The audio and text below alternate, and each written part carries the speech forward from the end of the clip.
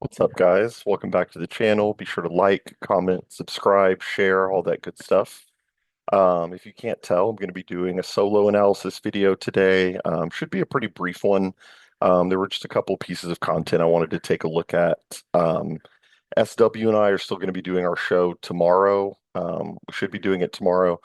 So that's still in play. But yeah, I'd like to try to get out one or two of these solo analysis videos per week and just kind of look at some stuff that relates to kind of the America First movement and just kind of keep an eye on people to see if they're talking trash about Nick out there and just kind of getting a feel for what's going on out in the regular sphere of commentary. So today we're going to be looking at two pieces. One is going to be from Joy Reid, the unintelligent former uh, MSNBC host, anchor, whatever.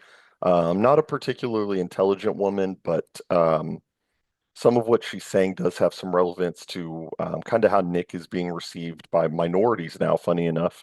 And then the other one we're going to look at is some content from Dinesh D'Souza. Apparently, he did an interview, a sit down with somebody. I don't even know who the woman is, but PragerU is sharing around the clips of it and acting like he really, owned Nick Fuentes and owned the Groypers and stuff. And that's very common.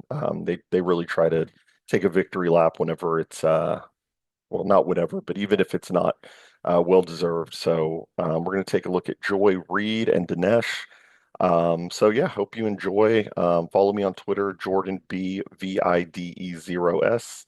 Yeah, so follow me there, subscribe here, and we'll jump right into it. So the first one is a pretty short, I want to say 4.5 minute video from Joy Reid that we'll take a look at here. Let's get this going. Bing, bong, bing. Okay, so yeah, so let's see what Joy Reid has to say. So not Nick Fuentes. not necessarily the most well, obviously not the most attractive woman, but not necessarily the smartest woman in the room, not the brightest bulb out there, but yeah, I mean, with a lot of these women, like the Joy Reid types, like a lot of these, and they do tend to be black, but let's just we'll get into that, I'm sure. But with a lot of these hosts, it's think Joy Reid types, think your HR managers, think black woman with a sociology degree and big glasses. For a lot of people, like they don't know any intelligent black people in their lives. So Joy Reid benefits from that. So they don't know any intelligent black people, but Joy Reid sounds coherent enough to lead you to believe that she has an IQ above, 115, 120. She doesn't. She's in that uh that liminal IQ space of like 105 to 110 where she's intelligent enough to string sentences together but not intelligent enough to know that she's not intelligent. So she's kind of in that sweet spot, the ignorance is bliss spot of IQ. So she's going to talk about Nick Fuentes here a little bit and yeah, let's see what she has to say. So this is my first time watching this, so you're getting a cold reaction from me. So um, yeah, see what she has to say. Nick Fuentes has given some of the most interesting commentary on this. And by the way, I'm just going to sidebar here. Watching some of like Nick Fuentes's black stands, his black conservative stands Hey, gush over him that's me. on YouTube is actually gross. That's Y'all, me. snap out of it. Stop riding his jock. It's really gross. You know who you are. Just, oh my God. Riding his jock. As if she ever used this term in like her real life. Like, stop, right? Like that is so she's really trying to pull on the black card here. And she's like using lingo from like the 1990s, riding his jock. That's the term is glazing now, Joy. But um anyway, that's a sidebar. You know who you are. Just, oh my God, oh my God. I can look aside some of the things he says, but who cares? I'm more concerned about people who are lying to my face and pretending they like me than, Nick Fuentes speaking facts. Okay, well, you know what? Y'all get off his jock. I don't know if you're trying to get clicks by being his fans, but he don't need black stands, okay? I'm sure he doesn't want them either. Okay. But he's one of those broken clocks that is right. You know, inauthentic laugh, this fake laugh. I hate that. Those broken clocks that stands, but he don't need black stands. Okay. I'm sure he doesn't want them either. Okay. But Fake laugh, gross. Yeah, I mean the idea that Nick doesn't want, yeah, I mean that's really what you see from a lot of these people. It's not just like a left-right thing. You see this from people all across the political spectrum who don't like Nick, who don't like the movement. They have to attribute malice where it doesn't exist. So even though Nick has gone out of his way to say things like, I'm a Catholic, I love all people, I think, we should desire for all souls to go to heaven, we should try to, convert everybody to Catholicism, blind hatred is wrong, I don't wish violence or evil upon anyone. They have to read into him this malicious, hateful tone where it doesn't exist. So that's how you get people like Joy Reid saying, well, I know he's popular and I know he even has black friends, but he don't even want no black friends. It's like, I mean, you can say that all you want, but the fact is that he's been pretty consistent on his racial messaging, and that's why he's gaining a following. That's or not gaining a following, he has a following. That's why people who are minorities are really starting to drift towards him. Um, yeah, I mean, if there were something truly hateful in his messaging, like truly like I want them all dead or something like that.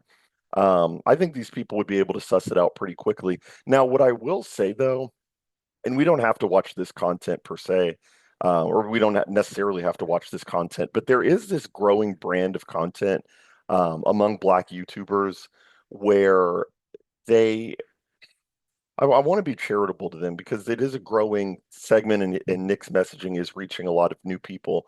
But there's this type of content where like a Black content creator will sit in the corner of a video like I am and just kind of nod along to Nick and go, "Oh shit," and go, "Can you?" I mean, hey, he said that. He said that he did say that.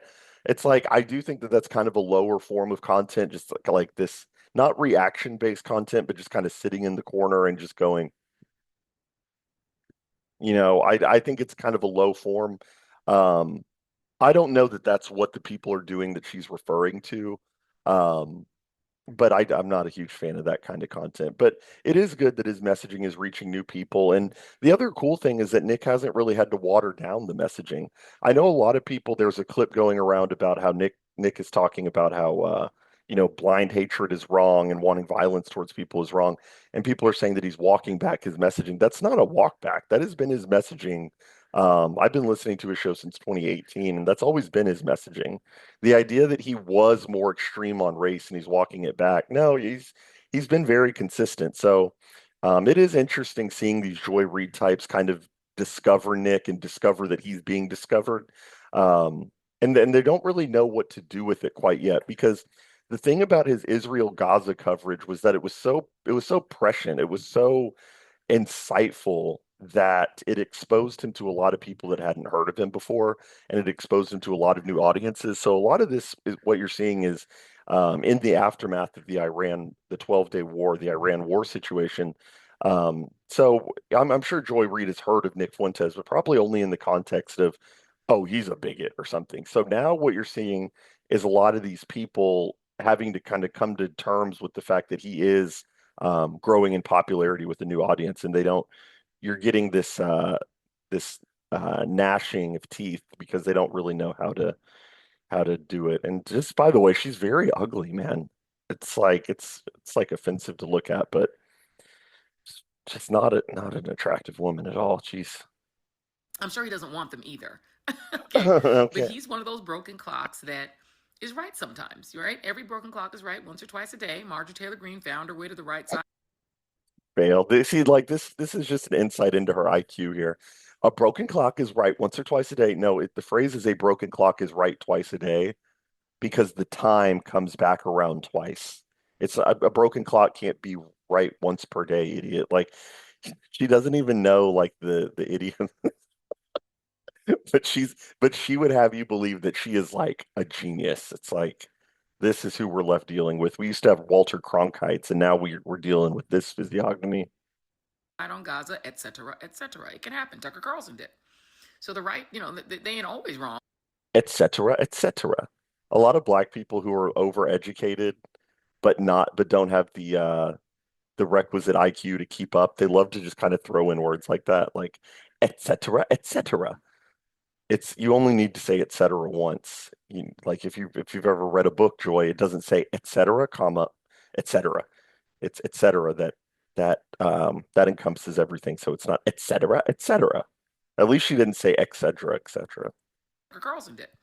So the right, they ain't always wrong, right? Sometimes they get them things right.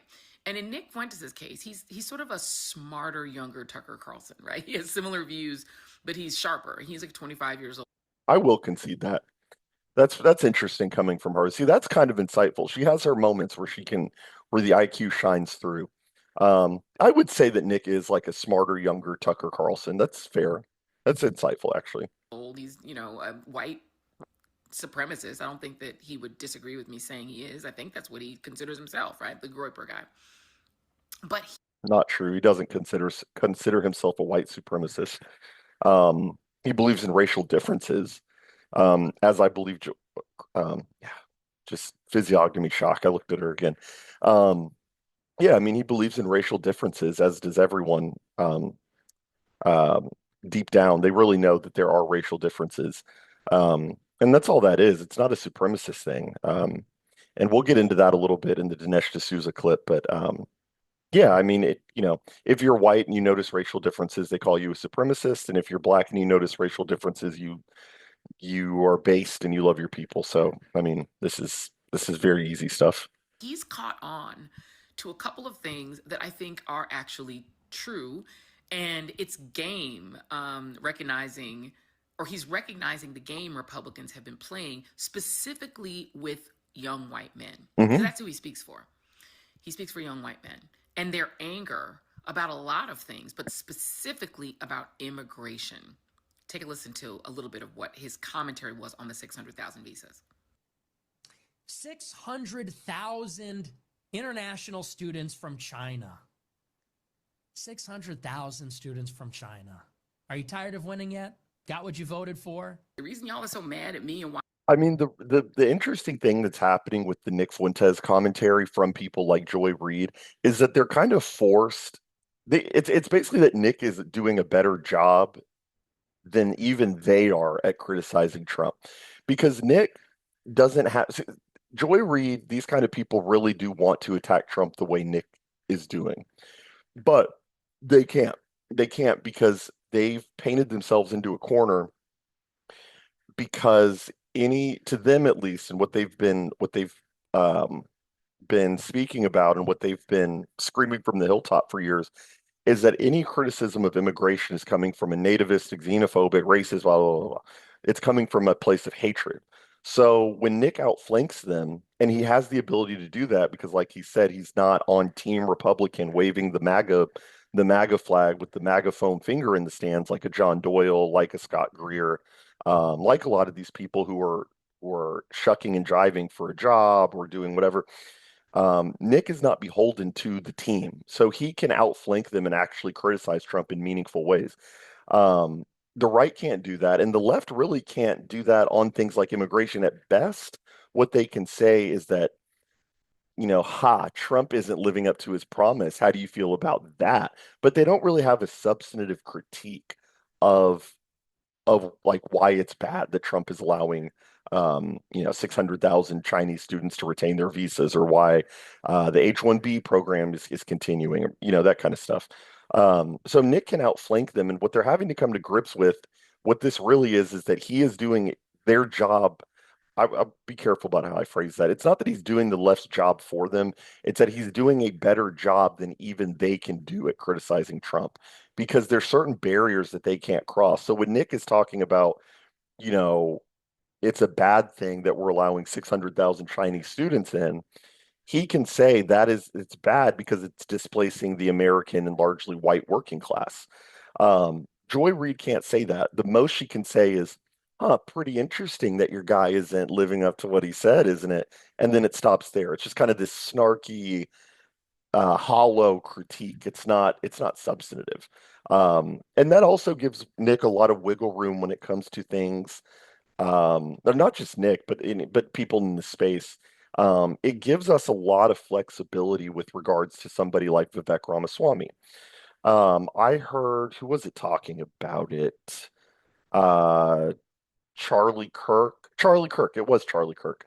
Charlie Kirk had a tweet where he was talking about, no, I'm sorry, it was Tucker Carlson and Michael Knowles. And Tucker Carlson said to Michael Knowles that it is not right to have a first generation immigrant here in America telling Americans what it means to be American. And Michael Knowles was sitting there with his big stupid face going, yeah, Tucker. Yeah, that's true. And very clearly, who Tucker is talking about is Vivek Ramaswamy right there. Vivek had the infamous Saved by the Bell tweet on Christmas Eve of all days of 2024, talking about American children are lazy and they focus too much on wanting to be the star quarterback and not the math Olympiad and all this stuff, just reeking of Indian jealousy, striver mentality, tiger mom stuff. Um, and Tucker said that to Michael Knowles. But then the obvious question is like, wow, Tucker, if only you could have a first generation immigrant on your show who is telling Americans what it means to be American. He's had Vivek on his show. He won't do it because Tucker still wants to play for Team Republican. Nick is not beholden to that. So Nick can look at somebody like Vivek Ramaswamy. I can look at somebody like Vivek Ramaswamy and say the problem is not just illegal immigrants voting blue. No, the problem, even in the case of Vivek, he's a Republican. He is assimilated. He has no noticeable Indian accent.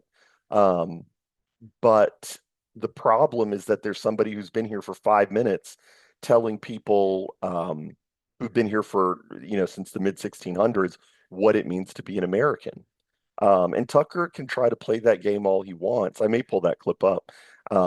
Tucker can play that game all he wants, and it really is not substantive. It's hollow because he will never say to Vivek Ramaswamy, "Hey, take a step back. You have no right to tell Americans in Ohio what it means to be an American. You got off the boat 5 minutes ago. Sit down, sir. Sit down, sir." Um, he would never tell him that because he still has this almost slavish. He's like a dog. He still wants to maintain credibility and he still wants to be liked in the GOP. Don't let the clips of Tucker fool you where he's being based. He's had 25 years to be based. And the fact that he's done it in the last 5 minutes is it's not good. So just keep all that in mind. Jahat Ali is we're trying to tell you they want you to be dumber and they want you to be angry. Nick Fuentes ain't wrong that white American men are radicalized by immigration. And Mhm. note that Donald Trump has even shifted on that. Suddenly, his masked armed police, they're supposed to be about crime, not immigration. Have you noticed that shift? It was about rounding up all the illegals. Now it's about crime. And it's about occupying American cities in red states too.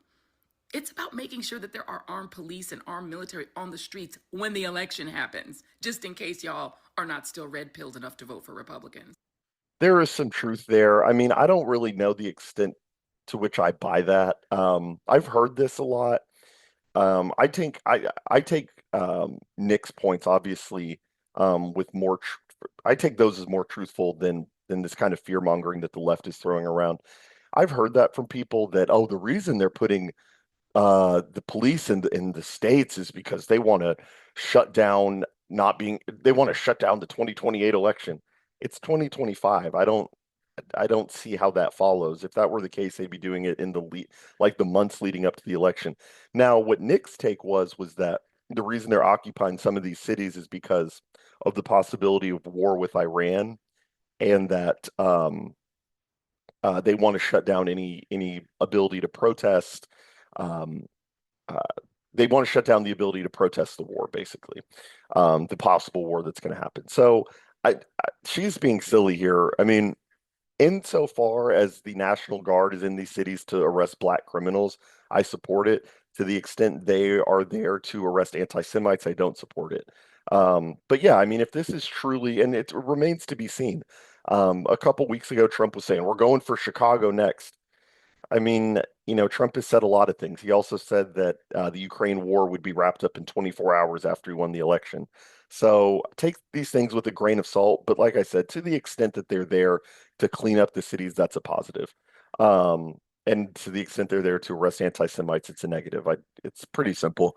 But Joy Reid isn't coming at it from that angle. She's just saying, I would like to see her and Nick talk actually, but she's just saying that this is such a low IQ talking point, but they're just trying to make you angry. They're just trying to rile you up. You should be riled up based on the state of this country. You should be riled up at the fact that you may not ever own a home because of decisions that were made by people with real addresses and real names and faces, by the way, who run this country. You should be a little bit radicalized that, frankly, your birthright as an American was taken from you.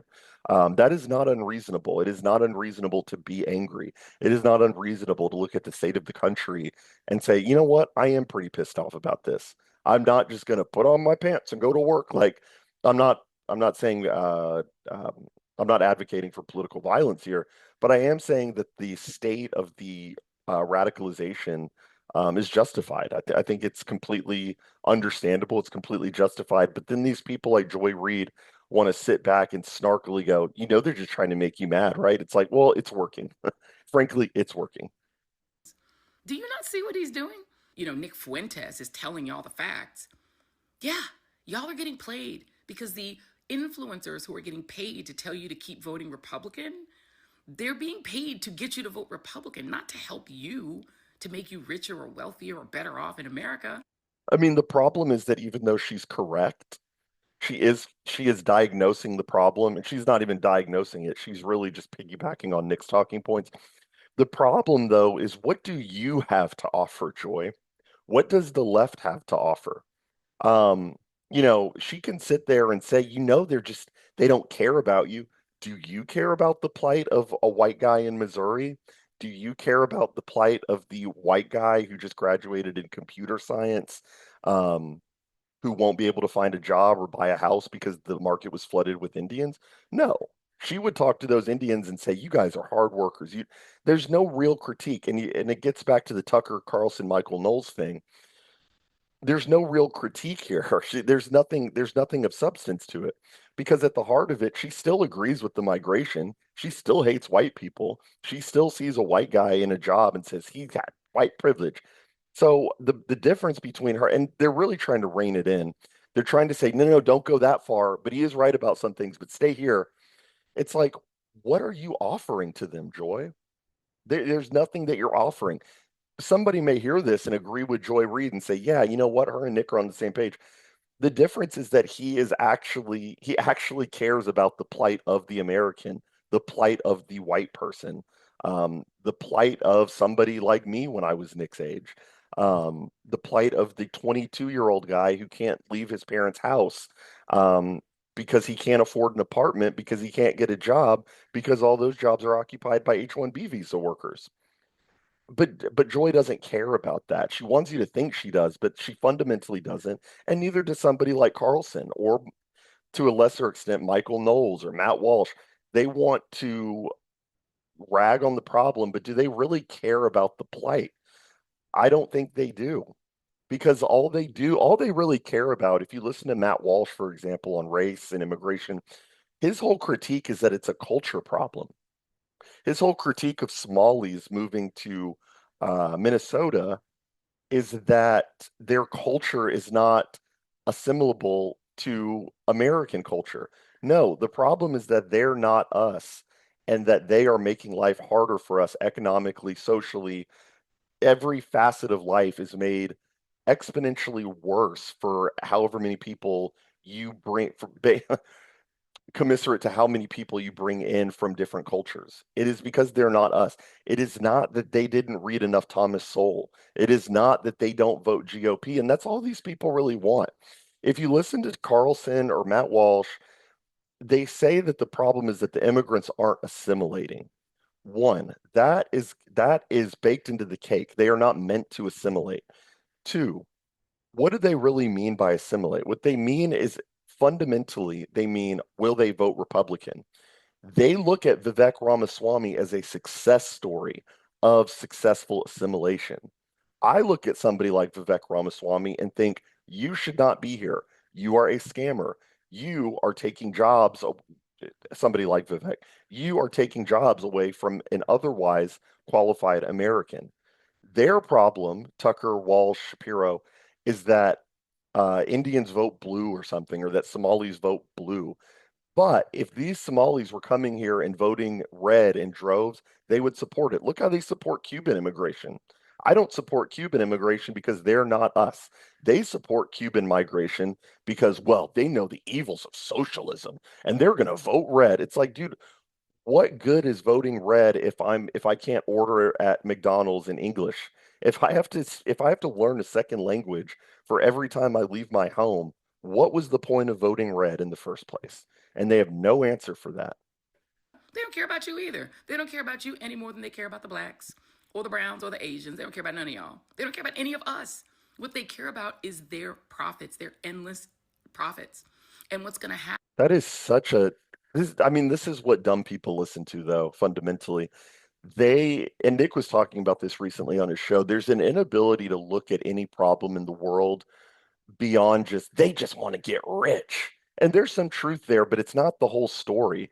And I really don't like this whole line of like they don't care about you and they don't care about the blacks. You just like it's like, look, the people who are being disenfranchised primarily by legal migration are people that would otherwise be contributing to society. Maybe unpopular to say, but I cannot say that about the average black person. Are there black people out there like me, John Miller, Tinrio? Uh, yeah, there are smart black people. I'm not saying that. But what I'm saying is that this is not really a you thing, Joy. Um, because for every Vivek Ramaswamy that comes in to this country, that is pretty much excluding a white guy from that sector that would otherwise be contributing to society. Black people don't really feel the effects of illegal immigration too much. There was a time, I would grant you that. There was a time from maybe the 60s through the 80s when black people were working construction, agriculture. Those times are gone, and black people have no desire to work hard. Let's just be honest. They are comfortable collecting the check. They are comfortable scamming. That is what it is. So, insofar as that's the life they want to live, I'll leave that to them. So I don't want to lump them in with, a white guy who, all things being equal, would be contributing to society. So, this is just like grievance politics. This is just, they don't care about the white man just as much they don't care about the black man. It's true to an extent, but it's like, what's the return on investment of getting a white guy in a high paying job? You know what I mean? Like it sounds a little bit dismissive, but I am being a little dismissive because black people have decided how they want to live, it's like, sometimes pigs like rolling around in the mud. Happen is the rich billionaires who came in, many of them on student visas, hello Elon Musk, are going to keep getting the H-1B visas they want. The students that came in on the H-1B visas, hello Elon Musk, what does she fundamentally disagree with on the H-1B program? She doesn't. It is a red blue team thing for her. That was a line to just dunk on Elon. And I'm not the biggest Elon fan. I think he's cringe. But does she really care about the person being displaced by this labor? No. She sees it as a way to undermine Trump, to undermine Elon, and I'm fine with that. I just don't. I just hope this messaging doesn't go anywhere. I don't because I don't want leftists to infiltrate the AF movement, not infiltrate it, but kind of ride the coattails of that momentum and then have stupid talking points like this because this doesn't go anywhere. This is just resentment. This is just jealousy. Um, and until she cares about the plight of the white guy, of the American, of the high achieving American, which she doesn't, um, then this is just white noise or black noise. Y'all. They're going to keep getting all the immigrant labor they want, and all of the foreign students are going to keep getting those spots at Harvard, Yale, and all the colleges and elite universities because they need the money. And right now, True. Donald Trump has so ruined America's reputation that foreign countries don't even want their kids coming to our colleges. They're too afraid they're going to get rousted on the street. So we're actually going to lose What did she economically, say? lose college attendees. They're actually going to lose economically. universities because they need the money.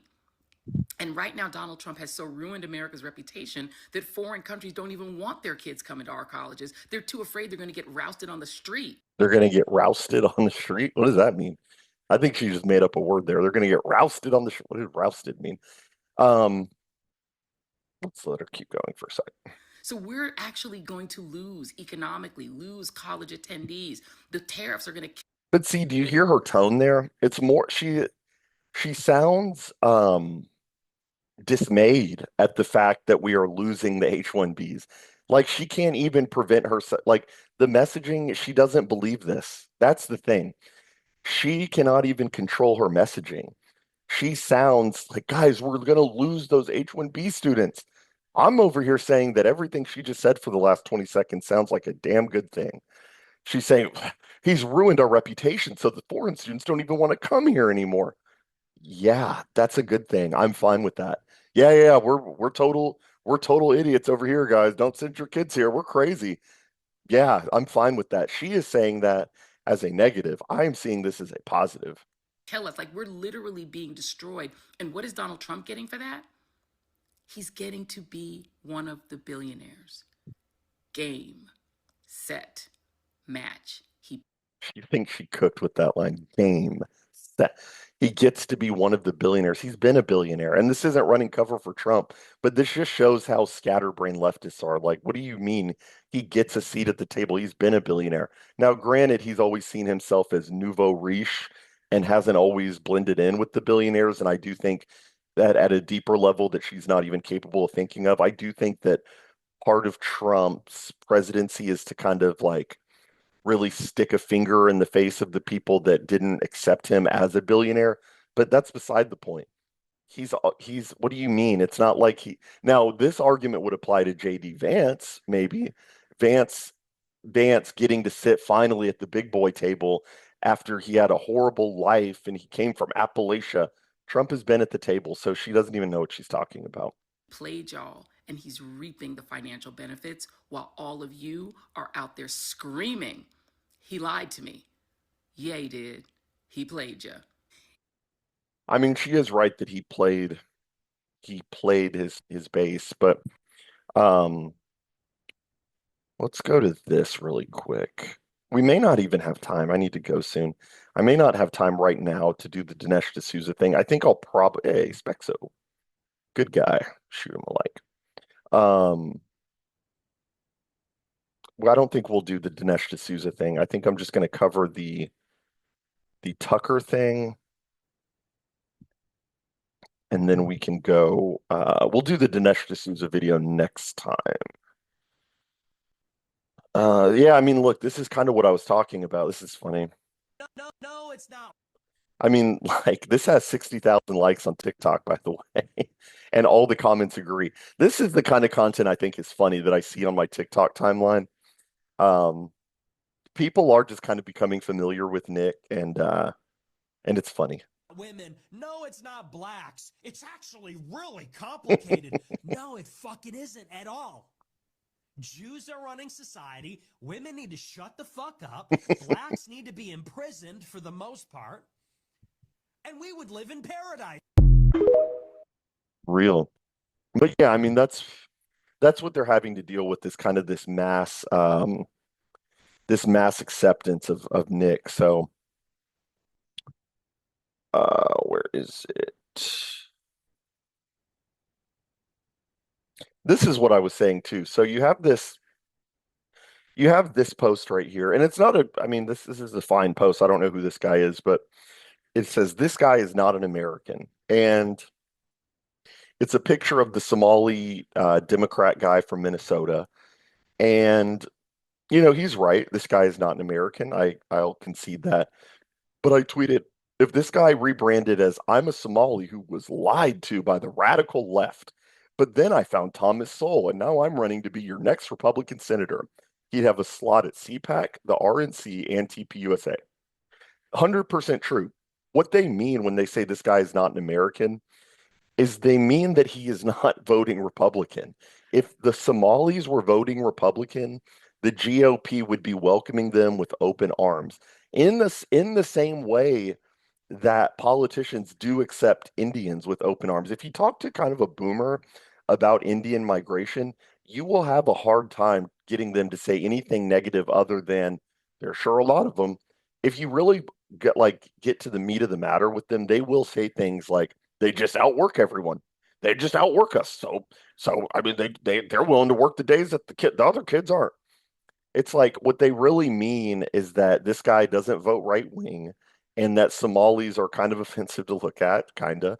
Um, yeah, I mean, like, would Tucker really have a problem with this guy if he were talking about, how we need free markets and capitalism is the way, well, maybe not capitalism. Tucker's been a little bit of a critique of capitalism to his point, yeah, in fairness to him. Um, but think of somebody like Ben Shapiro or Matt Walsh. They don't have a problem with people like this who are right wing. Tucker, again, like the example I used, Tucker had Vivek Ramaswamy on his show, and it was nothing but cordial, nothing but jovial. And I'm not saying he needs to attack the guy, but I am saying that he should hold his feet to the fire a little bit and be like, who the hell do you think you are criticizing Americans and telling an American what it means to be an American? You've been here for 5 minutes, dude. Sit down or go back. But he would never say that. No one on the right will because they like the story of Vivek, and he's ostensibly right wing. I think it's all a front, but he's ostensibly right wing. So here's the clip that I was talking about with Tucker and Michael Knowles. And Someone can just like Michael Knowles is such a goofball. He had such a good chance here to rebuff Tucker Carlson on his anti-Catholic screed that he went on the other day, but he doesn't. Michael Knowles is one of these clowns, and I know a lot of people probably who watch this like him. He's a smart guy. I'll grant him that. I think Tucker's a smart guy, but Michael Knowles and Matt Walsh, and Michael Knowles is a little bit more offensive to me personally because mainly because of his face. If you want me to be honest with you, he has this face with prey eyes where he's desperately seeking approval. So he looks around like he has prey eyes. So he raises his eyebrows and goes, "Am I being liked? Do you like me yet? Do you like me yet?" He's just not serious. But anyway, so this is what Tucker Carlson and Michael Knowles were talking about a couple days ago. someone can just like show up from Delhi and like start lecturing me about American values. Yes. Can't even speak American English, and no one says anything like, "Hey, son, settle down. You just got here. Don't start lecturing someone whose family's been here 400 years about what America is." Then there's kind of no America actually at that point. Of course. And so this is where even the grappling It's scary. even the grappling. Someone can just like show up from Delhi and like start lecturing me about American values. Yes. Can't even speak American English. So I mean that raises the question, Tucker, if they do speak English, you don't have a problem with it? If Vivek Ramaswamy, and this, at first I thought he was talking about Vivek, but I don't think he is now. He's even going more vague than that. He's just going, well, in order to criticize me about what it means to be an American, you got to do it in English. As long as you could have just gotten off the boat, but as long as you tell me in perfect syntax, perfect American English, what I am and what my Americanism means to you, then I'll listen. But you got to speak the language first. It's like, dude, I don't care if Vivek is was was like a poet in English. I don't care that he can play Frederick Chopin on the piano. I don't care that he's a gifted pianist. I don't care if his IQ is 130, which it's not, but I don't care. He's not us. But Tucker's critique seems to just be, well, as long as you speak English. And I'm reading a little bit into what Tucker's saying, but he's the one who said it for a reason. So would your critique then only be, I'm only offended by people who are telling me what it means to be an American if they do it in broken English? You know? And then that what they're really saying is, well, they're not. This is what it is. What is language? It's assimilation. He's saying that we are being critiqued by people who haven't assimilated. Okay, Tucker, Vivek is perfectly assimilated. Usha Vance, perfectly assimilated.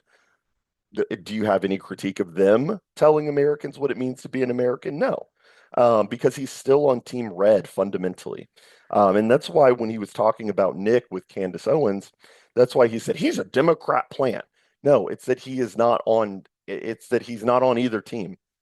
There needs to be this complete erasure of this loyalty to the GOP, not to the right. I'm further right wing. I was having a debate about this with my dad a while back, and I was being critical of Trump, and he said something to me like, "Man, you sound like a Democrat, son." And I was like, Dad, I'm actually further right wing than you are on literally every issue. So really, they don't mean that you're not right wing. They mean that you're not a Republican. And Republican and right wing are not synonymous. In many cases, they're antonyms. Um, so yeah, this whole idea just needs to go away that we have loyalty to the red team. But yeah, I mean, that would be my question to Tucker. Do you have any critique of somebody lecturing you on what it means to be an American if they do it in perfect English? Because that's what he just said. He said, "Well, I'm not going to listen to somebody in broken English tell me what it means to be an American." Okay. Vivek Ramaswamy, perfect English. He laid out why American kids are lazy because they have sleepovers and that they want to be the quarterback and they don't respect the math Olympiad. Seething, raging jealousy from a kid tapping into his childhood, Vivek there, seething about how he was never the Chad. That's what's going on there. But yeah, I mean, if Vivek tells us that we're lazy, are you just going to sit there and take it because he did it in perfect English? Yeah, I think you would, Tucker.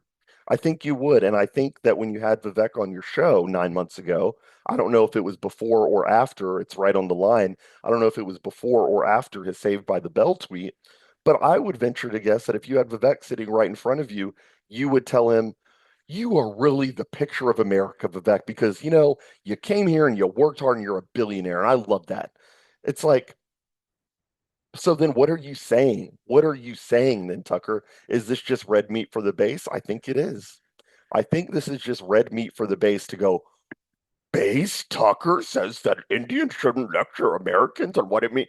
Yeah, dude, tell it to Vivek freaking Ramaswamy, who's running for governor of Ohio and has I'll be charitable, has uninformed boomers at his talks going, "Oh, that Vivek, he's so well spoken."